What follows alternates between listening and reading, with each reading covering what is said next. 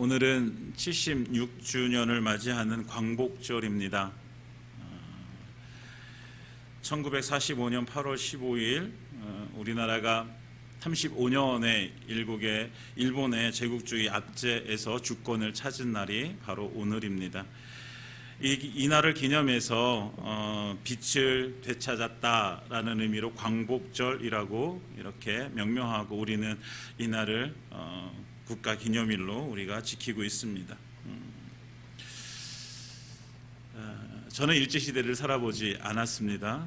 그래서 역사 책에서 그 시대의 일본의 만행들 그리고 정말 힘겹게 그 목숨을 부지하며 살았던 우리 선조들의 모습을 이제 알게 되어지는데, 그렇게 힘겹고 어려운 시간을 보내면서 그들의 마음속에 한 가지 열망이 있었는데, 그 열망이 무엇이냐면 우리나라의 독립이었습니다. 그래서 남녀노소 할 것 없이 그 어린 그 학생들부터 노년들까지 1919년에 그 가슴에 태극기를 품고 나와서 대한독립 만세를 외치게 되어집니다. 자기의 그 목숨을 걸고 하는 일이었습니다.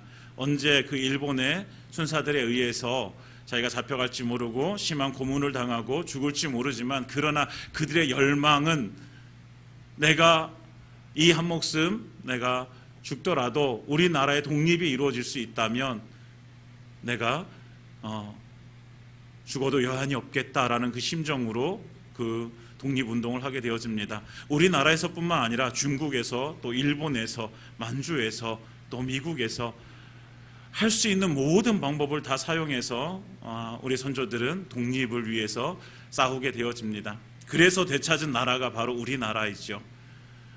여러분, 오늘 광복절 다시 한번 우리나라를 기억하시고 또 우리가 한 번 더 이 민족을 위해서 기도할 수 있는 시간들 가져주시길 바랍니다. 그 선조들이 지켜온 것이 무엇이냐면 우리 자유이고 민주이고 평화입니다. 우리도 계속해서 그것을 이어나갈 수 있었으면 좋겠습니다. 그런데 이렇게 광복이 되어졌지만 실로 많은 문제들이 남아 있었어요. 제가 역사학자가 아니기 때문에 뭐 자세하게 설명을 해드릴 수는 없지만, 그러나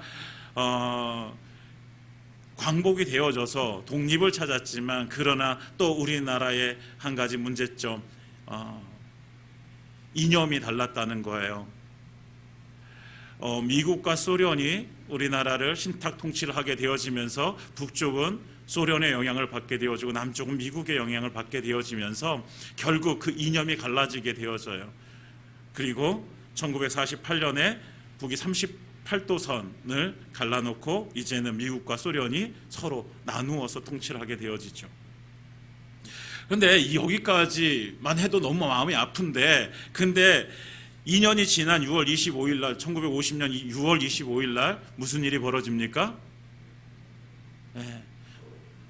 북한이 남한을 쳐들어오게 되어집니다. 새벽에. 그래서 6.25가 한국 전쟁이 발발하게 되어지는 거죠. 그러니까 이제 조금 우리가 살았다 싶은데 또다시 그 아픔을 겪게 되어져요. 그러면서 우리 민족의 그 마음은요, 그 심령은 무너져 내리는 거예요. 어제까지만 갈 수 있었던 그 고향을 오늘 못 가게 되어지는 거예요. 못 갈 뿐만 아니라 이제는 그 생명을 유지하기 위해서 그곳에서 피난을 해와야 되는 거예요. 남으로 내려가야 되는 거죠. 그런 아픔을 겪었던 나라가 우리나라이고 우리 민족입니다. 그런데 이런 생각을 해보면서 우리나라와 이스라엘 민족이 많은 유사하다는 것을 보게 되어집니다.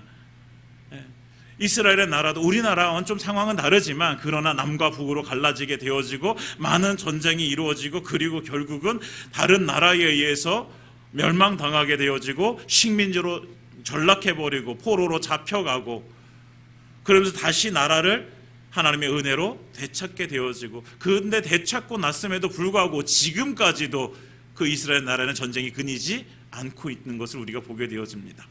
이 모습을 보면서 얼마나 그 우리의 조상들의 마음이, 선조들의 마음이 낙심되어졌을까.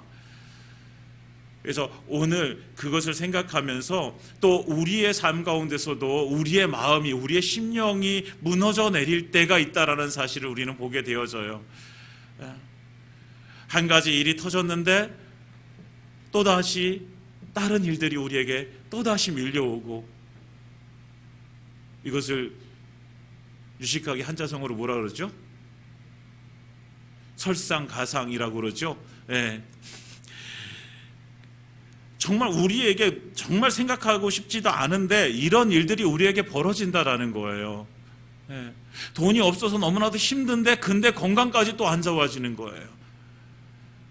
이럴 때 우리는 우리의 상황이 너무나도 힘들어서 우리의 마음이 무너져 내리는 거예요. 요즘 사람들 말로는 멘탈이 무너진다라고 그러죠. 우리의 정신이 무너지는 거예요. 우리의 마음이 무너져 내리는 거예요.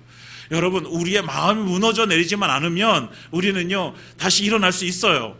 그런데 마음이 무너져 내리면 정말 일어나기가 너무나도 너무 힘든 거죠. 그래서 오늘 우리가 이렇게 민족적으로나 우리의 개인적으로나 이렇게 우리의 마음이 무너질 때 그 무너진 마음이 다시 회복되어지는 것이 어떻게 회복되어지는가, 오늘 말씀을 통해서 우리가 함께 나눠보기를 원합니다. 이스라엘 백성들이 하나님의 말씀에 불순종하게 되어집니다. 하나님께서 친히 택하셔서 하나님의 백성, 내 백성이라고 말씀하시면서 그 백성들을 세워주셨건만 그 이스라엘 백성들은 하나님을 떠나게 되어져요. 그리고 하나님이 아닌 우상을 섬기게 되어지는 거죠. 하나님이 아니어도 내가 저 우상을 섬기면 내가 잘 될 수 있어. 다분히 육신적인 생각들이죠.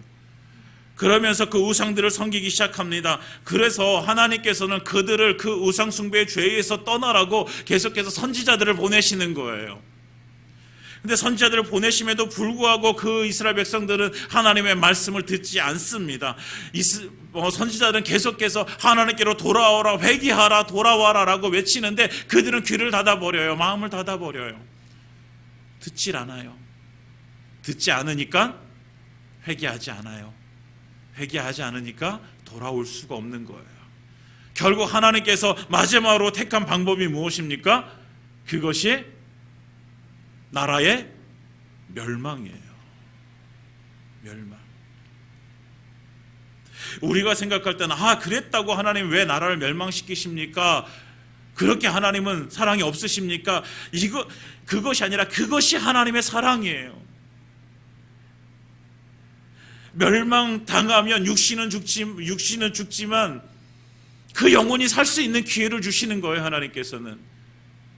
그러면서 하나님께서는 남쪽의 유다 마지막으로 멸망당하게 하시는데 결국 BC 586년에 바벨론 느부갓네살 왕에 의해서 멸망당하게 하십니다. 그러나 그때에도 하나님께서는 예레미야 선지자를 통해서 약속해 주십니다. 무엇이라고 약속해 주십니까? 너희가 70년이 지나면 다시 이 땅 가운데로 내가 다시 회복시켜 줄 것이다 라는 약속을 주시고 멸망이 되어지는 거예요. 여러분, 하나님께서 그냥 이스라엘 백성들이 미워서 그냥 멸망시키시는 것이 아니라 하나님께서는 그들에게 다시 돌아올 수 있는 기회, 그 기회가 결국은 멸망이라는 도구였고, 그래서 그 멸망을 통해서 다른 나라에 가서 70년을 보낸 이후에 하나님께서 다시 그들을 예루살렘 땅으로 돌아오게 하십니다. 그런데 그 약속을 이스라엘 백성들이 받았어요. 그런데 포로로 잡혀갔음에도 불구하고 전혀 1년이 지나고 2년이 지나고 해도 그들이 다시 돌아갈 수 있는 희망이 생기지 않는 거예요. 그 포로로 잡혀가지고 그곳의 삶을 살아가는데 너무 힘들고 어렵습니다. 시간이 지납니다. 그런데도 하나님은 아무것도 안 하시는 것 같이 느껴지는 거예요. 소망이 없어져 버리는 거예요. 그런데 하나님께서는 하나님의 약속대로 하나님께서는 그들을 건져 올려주십니다. 근데 중요한 건 무엇이냐면 그들이 이스라엘 백성들이 멸망당할 때까지 그들 가운데는 이런 생각이 있었어요. 우리는 하나님이 택하신 백성이고 하나님이 거하시는 성전도 여기 있고 하나님께서는 우리를 돌봐주시는 분이신데 우리를 멸망시키실까? 과연 아닐 거야. 우리가 하나님의 성전에 가서 제사도 이렇게 드리는데 하나님이 우리를 멸망시키실까? 아닐 거야. 자기들의 형식적인 그 제사 의식, 형식적인 믿음의 삶이라고 보여주는 그런 모습들을 보면서 하나님이 그래도 우리는 믿음으로 살고 있으니까 하나님이 우리를 멸망시키지 않으실 거야 라고 이렇게 생각했던 이 어리석은 생각들. 여러분, 우리가 하나님 앞에 이렇게 예배 드리는 자리에 나와서 함께 예배 드리고 있습니다. 이 자리에 나와 있는 것만으로 여러분들 위안 삼지 마십시오. 우리가 이 자리에 나와 있는 것이 중요한 것이 아니라 이 자리에 나와서 하나님을 만나는 은혜를 누리는 것이 중요한 것입니다. 이 시간에 나와서 성령을 체험하는 것이 우리가 은혜이고요, 우리가 예수 그리스도의 그 십자가의 보혈의 은혜를 경험하는 것이 우리에게 은혜입니다. 예배당에 앉아있는데 1시간 지나고 나서 아무것도 우리 가운데 아무것도 하나님께서 주시는 은혜를 못 누리고 돌아간다면 이것만큼 우리의 삶 가운데 어려운 것이 없어요. 그러니까 이 자리에 나와 있는 것 참 귀중하지만, 그러나 그것만이 아니라 정말 우리의 예배가 영과 진리로 드려지고, 그리고 하나님께서 그 예배를 받으시고 또 하나님의 은혜로 채워주시는 그 놀라운 일들이 이 자리에 일어나기를 원합니다. 그래서 우리는 하나님을 만나야 되는 거지요. 우리의 삶이 전적으로 하나님 앞에 온전하게 드려져야 되는 거죠. 그런데 이스라엘 백성들은 그렇게 하지 못했어요. 그러니까 성이 무너집니다. 성전이 불탑니다. 이제는 성전도 성벽도 남아있지 않습니다. 그랬다고 그를 다스리는 왕도 남아있지 않습니다. 더군다나 쓸만한 사람들은 다 포로로 잡혀가게 되어집니다. 이제는 나라가 너무너무 황폐하게 되어진 거예요. 희망이 없는 거예요. 말씀드렸듯이 70년이란 그 시간, 약속을 받았지만 포로로 잡혀가 있는 동안에도 그 70년의 시간 동안 무엇이 이루어질 거라고 희망을 가질 수가 없어요. 무엇인가 보여야지 희망을 갖지요. 여러분, 우리의 눈에는 우리가 고난을 당할 때에 그것이 해결되어지는 듯한 어떤 조짐이라도 있어야지 희망을 갖는 거예요. 그런데 그런 조짐이 아무것도 없는 거예요. 그러면 사람은 희망을 가질 수가 없어요. 이스라엘 백성들의 모습이 그랬던 거예요. 희망이 없어요. 그런데 놀라운 것은요, 하나님은요, 하나님의 약속대로 그 때가 찼을 때에 하나님께서는 그 강대한 나라 바벨론을 바사라는 나라에 의해서 멸망시키십니다. 그리고 그 바사 왕국의 고레스 왕을 통해서 이스라엘 백성들에게 명령이 하나 내려집니다. 너희 원하는 자들은 다 너희가 원래 있던 고향으로 돌아가라. 할렐루야. 하나님께서 이 일을 이루어 가십니다. 사람들은 희망도 없었고 소망도 없었고, 그래서 이제는 도저히 안 되라고 이렇게 생각했어요. 그래서 마음이 모두 다 낙심되어져서 무너져 내렸을 그때에 하나님께서 하나님의 손으로 이 일을 이루어 가시는 것입니다. 무엇에 따라? 하나님의 약속대로. 하나님은 약속대로 이행하시는 분이십니다.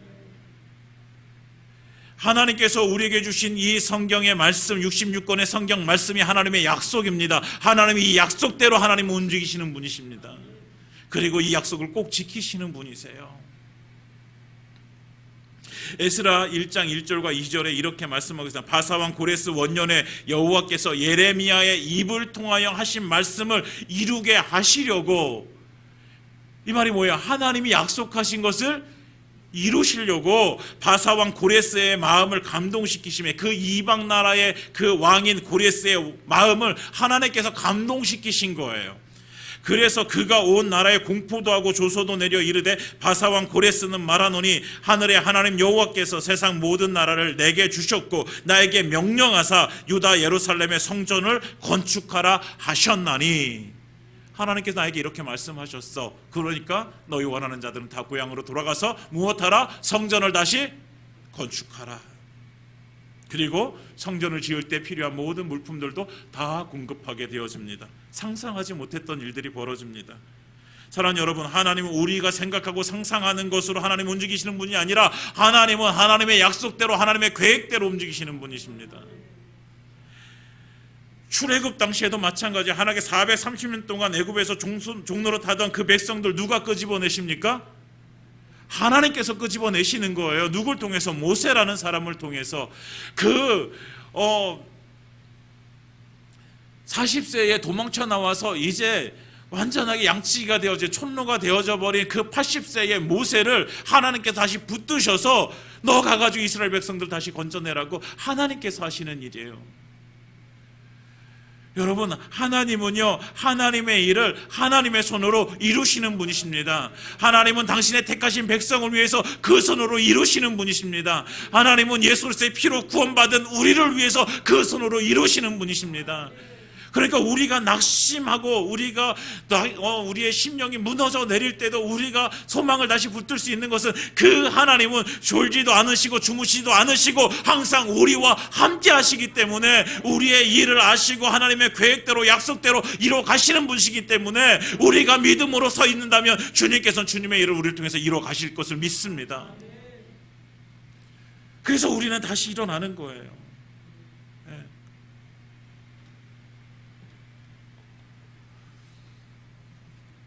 하나님이 일하세요. 하나님의 방법대로, 하나님의 약속대로.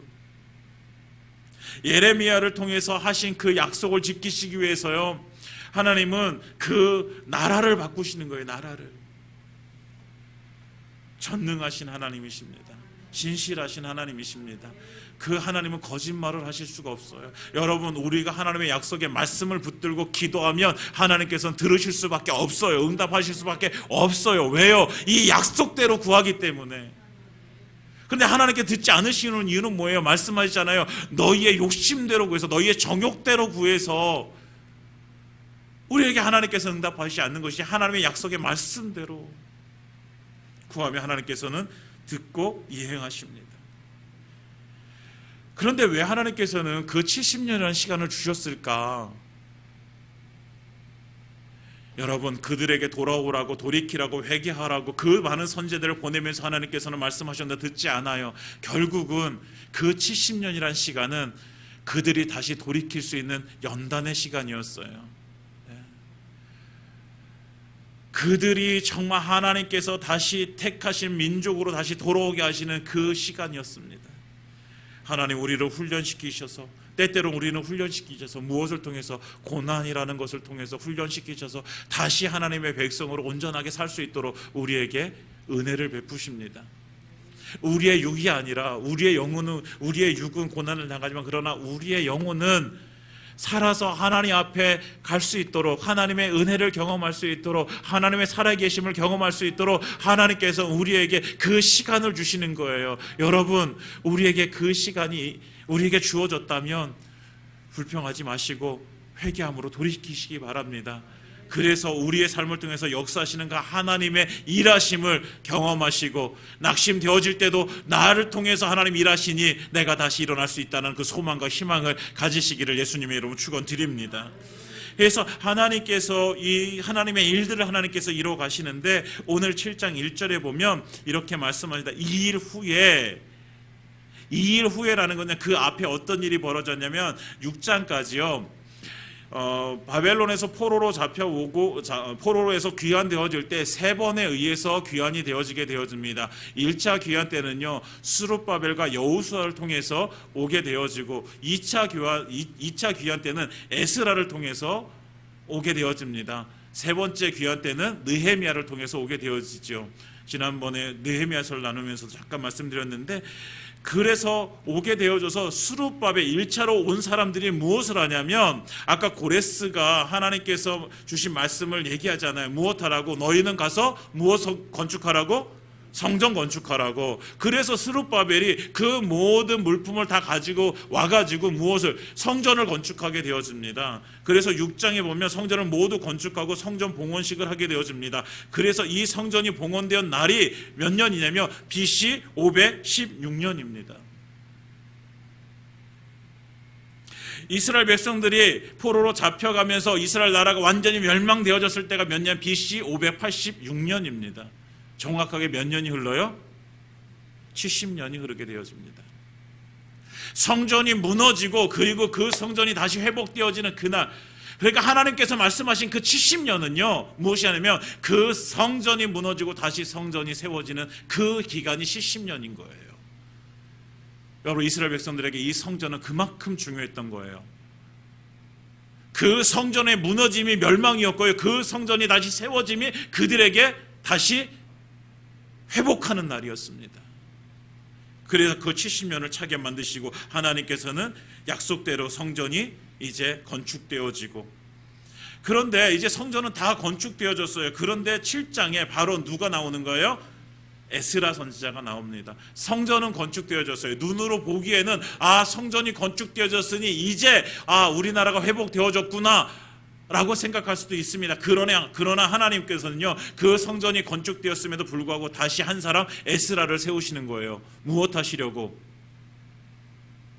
그들의 성전은 건축되었지만 그들의 마음은, 그들의 정신은 아직 돌아오지 못한 거예요.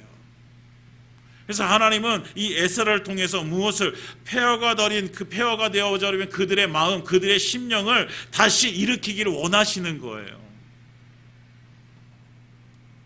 심령이 재건되어지기를, 회복되어지기를 하나님께서 원하셔서 에스라 선지자를 세우시는입니다. 우리가 살고 있는 현대 사회를 보면요, 문명의 발전이 너무나도 급작스럽게 이루어지는 것을 보게 되어져요. 눈 깜짝하면요, 새로운 것들이 막 생겨나기 시작합니다. 이제는요, 제가 아직 50도 되지 않았는데 이제는 저도 못 따라가는 시대가 되어져 버렸어요. 네. 너무 빨리 지나가 버려요. 그런데 이렇게 많은 것들을, 그래서 문명의 발전과 함께 많은 것을 누리게 되어졌지만, 그러나 이 발전과 함께 무너져 내리는 것이 있어요. 무엇이에요? 우리의 마음들이 무너지게 되어지는 거예요. 점점 더 흉악한 범죄들이 판을 치게 되어지고요, 점점 더 요즘처럼 사람이 무서워진 적이 없어요. 묻지마 범죄들이요, 너무너무 심해지는 거예요. 난 아무것도 안 했는데. 사회가 엉망이 되어져 버립니다. 우리는 이런 현상들을 보면서, 세계적으로 이런 어떤 현상들, 그리고 이런 팬데믹의 현상들, 모든 그런 현상들을 보면서 우리는 말세 시대라고 얘기하는데, 그런 말세 시대의 현상들이 조짐들이 계속해서 보여지는 거예요. 문명은 발전하고 살기는 더 편한데. 그래서 이 시대에 필요한 것이 뭐냐면 우리의 심령을 세우는 것이 필요한 것입니다. 하나님은 이 무너진 이 땅 가운데 다시 성전은 세워졌지만, 그러나 하나님은 에스라를 통해서 그들의 심령을 세우기를 원하십니다. 그 에스라를 세우는데, 그 에스라가 누구냐? 에스라가 누구예요? 5절에 보면 대제사장 아론의 16대 손입니다. 그러니까 그 에스라의 가문은 어떤 가문이에요? 제사장의 가문이에요. 그러면 에스라가 무엇이 되는 거예요? 제사장인 거예요. 왜? 그 당시에 제사장은요, 그 아론의 가문이 계속해서 이어져 내려오는 게 제사장 가문이고 제사장이 되어지는 거예요. 그런데 에스라는 제사장이었을 뿐만 아니라, 에스라는 10절에 보면 에스라가 여호와의 율법을 연구하여 준행하며 율례와 규례를 이스라엘에게 가르치기로 결심하였었더라. 여호와의 율법을 연구하는 학자였습니다. 학자. 그런데 생각해 보면 이 에스라가 과연 제사장의 역할을 했었을까? 여러분, 포로로 잡혀가 있던 그 시대에 에스라는요, 제사장의 그 일을 배울 수가 없어요. 에스라는 이 제사장으로서의 활동을 하지 못해요. 그런데 그는, 하나님께서는 제사장이라고 말씀하세요. 그리고 하나님께서는 6절에 보면 그는 이스라엘의 하나님 여호와께서 주신 모세 율법에 익숙한 학자라고 이렇게 말씀하고 있습니다. 그러니까 학자 겸 제사장이 되어지는 거예요. 비록 제사를 어떻게 드리는지 배우지는 못했을지라도 그는요, 하나님의 율법에는 완전했어요. 12절에도 보면 모든 왕의 왕 아닥사스다는 하늘의 하나님의 율법의 완전한 학자 겸 제사장 에스라에게, 그러니까 그는 완전한 학자, 하나님의 율법에 통달한 학자. 에스라가 하나님께 쓰임받을 수 있었던 이유는요, 그가 제사장이라는 신분을 가지고 있었기 때문이 아니라 그가 하나님의 말씀에 사로잡혀 있었기 때문입니다. 여러분, 하나님의 말씀에 사로잡혀 있는 자를 하나님께서는 쓰시고요, 그를 통해서 하나님께서 하나님의 일들을 이루어 가십니다. 그래서 하나님께서는 그 에스라에게 무엇을 하나님께 요구하시냐면 25절에 보면 이렇게 말씀하고 있습니다. PPT 한번 띄워주세요. 25절에 다 같이 읽어볼게요. 시작. 에스라여, 너는 내 손에 있는 내 하나님의 지혜를 따라 내 하나님의 율법을 아는 자를 법관과 재판관을 삼아 강 건너편 모든 백성을 재판하게 하고 그중 알지 못하는 자는 너희가 가르치라. 아멘. 이것이 바로 아까 12절에 보면 아닥사스다 왕이 내리는 조서의 내용이에요. 무엇하라고요? 내 손에 있는 내 하나님의 지혜를 따라서 율법 아는 자를 판관과 재판관으로 삼고, 그리고 백성을 너가 그렇게 가르쳐라. 무엇을? 율법을 가르쳐라. 이방의 왕이 이렇게 에스라에게 요청하는 거예요. 그래서 에스라는 그렇게 준비되어진 그 하나님의 말씀을 가지고 이제 예루살렘으로 돌아오게 되어집니다. 그리고 예루살렘에 돌아와서 그는 무엇을 하게 되어지면 백성들을 모아서 하나님의 말씀을 가르치기 시작합니다. 여러분, 무너진 그들의 심령 가운데 다시 하나님의 말씀을 심어주게 되었습니다.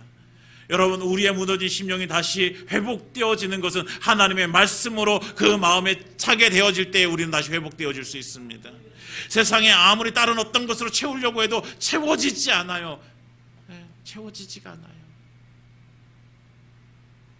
아까 기도하실 때도 그렇게 기도하셨는데, 양식이 없어서 주림이 아니라, 물이 없어서 가람이 아니라, 무엇이 없어서 하나님의 살아있는 말씀이 없어서 우리가 추리고 가란 거예요.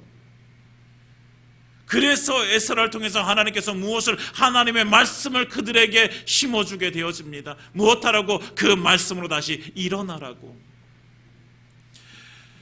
에스라가 2차로 귀환되어질 때 에스라 혼자 온 것이 아니라 약 1800명의 사람들이 다시 오게 되어집니다. 1차 때는요, 약 4만 5천 명, 5만 명 정도의 사람들이 오게 되어, 제일 많이 오게 되어지는데 2차 때는 1800명 정도의 사람들이 오게 되어져요.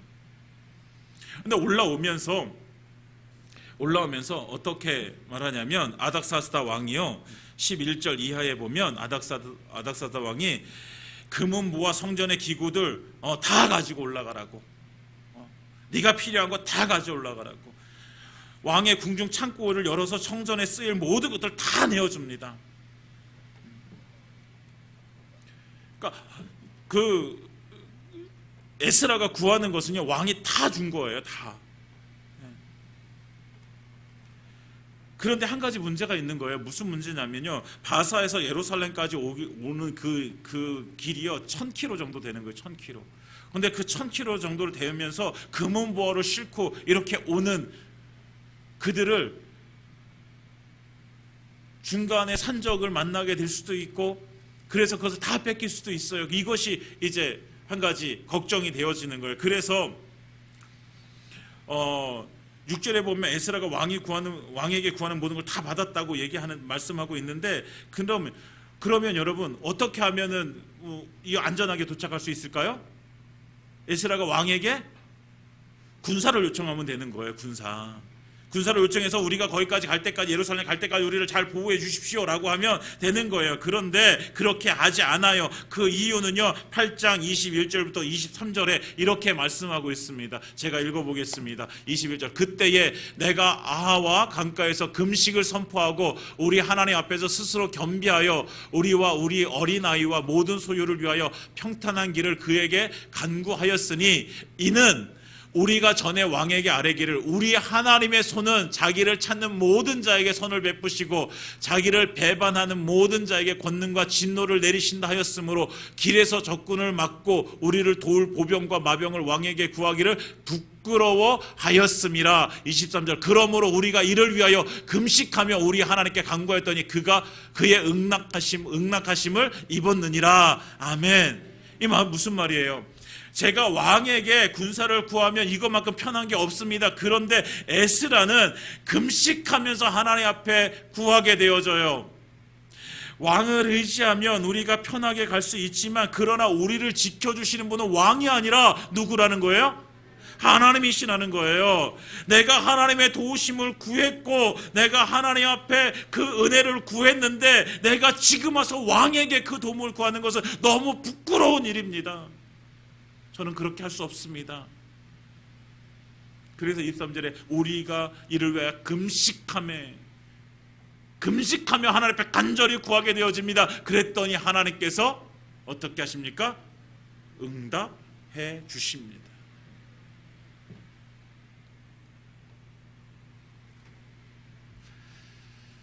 여러분, 하나님의 말씀을 붙들고 서는 것, 그리고 하나님께서 이루심을 우리가 보게 되어지는 것, 정말 하나님 앞에서 우리의 낙심되어진 마음이 다시 일어날 수 있는 것은 우리의 마음 가운데 이 하나님의 말씀으로 채워지는 것입니다. 하나님께서 이렇게 말씀하시니 이제는 에스라가요, 두려울 것이 없어요.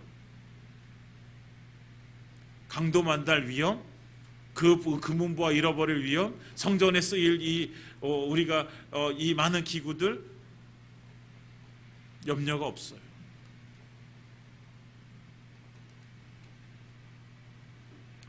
마찬가지로 느헤미야서를 보면 느헤미야서 1장부터 7장까지 성벽을 쌓게 되어집니다. 그리고 8장에 들어서 다시 에스라의 모습이 나타나게 되어집니다. 그리고 에스라가 이스라엘 백성들을 다 광장에 모으게 되어집니다. 그리고 에스라는 등장하게 되어집니다. 무엇을 들고? 율법책을 가지고 등장하게 되어집니다. 그리고 이스라엘 백성들에게 그 율법책을 열어서 하나님의 말씀을 선포하기 시작합니다. 언제부터? 새벽부터. 언제까지? 정오까지. 에스라 선지자는요, 오직 율법을 그냥 읽어 내려가는 거예요, 이것을. 근데 이걸 깨닫지 못해요, 사람들이요. 그러니까 레위 사람들을 시켜가지고 옆에 있다가 깨닫지 못하는 사람들에게 이것을 계속 설명해 주라고 얘기합니다. 그래서 하나님의 말씀을 깨달으라고. 예화를 섞어가면서 얘기하는 것이 아니에요. 그냥 하나님의 말씀을 선포하는 거예요. 하나님의 말씀. 하나님께서 이렇게 말씀하셨습니다. 이렇게 말씀하셨습니다. 듣는 자들이 아멘 아멘 합니다. 그리고 이 말씀이 다 이제 들려졌을 때에 이 백성들은요, 죄를 자백하고 울기 시작합니다. 자신들의 죄를 깨닫게 되어지고 울면서 하나님 앞에 회개하게 되어집니다. 그리고 다시 초막절을 지키게 되어집니다. 하나님의 말씀대로 살기 위해서 애쓰게 되어집니다. 이스라엘 백성들의 회복은 이때 이루어지게 되어집니다. 성전이 건축되어지고 성벽이 건축되어졌어도 여전히 그 마음은 무너져 내려져 있었고, 그러나 그 마음 가운데 하나님의 말씀이 들어가니 하나님께서는 그 말씀을 다시 그 마음을 회복시켜 주시는 것입니다. 그 무너진 그 심령이 다시 회복되어지게 되어집니다. 사랑하는 여러분, 우리의 그 삶의 상황들이 내가 원하는 대로 이루어진다고 해서 우리의 마음이 세워지는 것이 아니라 우리의 마음속에 하나님의 말씀으로 채워질 때에 우리의 마음은 회복되어지는 것입니다. 우리의 심령은 그렇게 회복되어지는 것입니다. 우리의 마음은 그 하나님의 말씀으로 채워야 됩니다. 그 말씀으로 채운다는 것은 다시 말하면 말씀이 육신이 되어 이 땅 가운데 오신 예수로 채워지는 것입니다.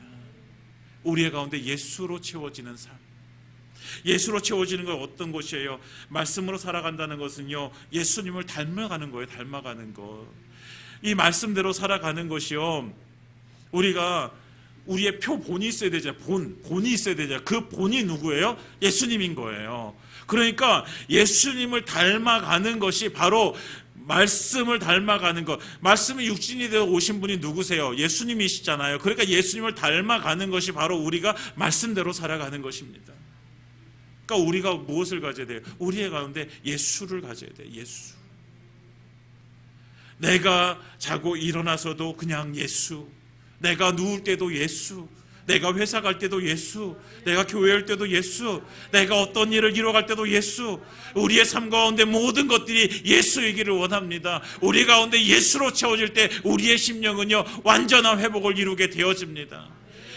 상황의 변화들은요, 약간의 유익이 있을 수 있어요. 그러나 우리의 완전한 변화, 완전한 회복은 오직 우리의 영혼 가운데 예수로 채워질 때 이루어질 수 있습니다. 사랑하는 여러분, 여러분들의 그 심령 가운데 예수로 채워지는 은혜가 임하기를 예수님의 이름으로 축원드립니다. 이제 말씀을 마치겠습니다. 사랑하는 여러분, 우리는 하나님 앞에 온전해야 됩니다. 우리의 심령이 무너져 내리면 안 돼요.